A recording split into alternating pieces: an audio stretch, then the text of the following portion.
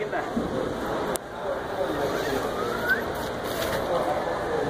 Paso número 2. Tomar las 4 ondas.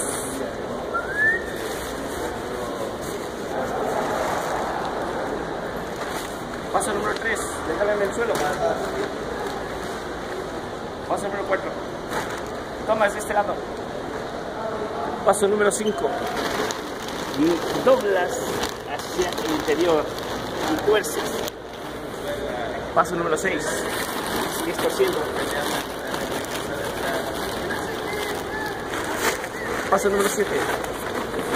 Le pones su cinturón.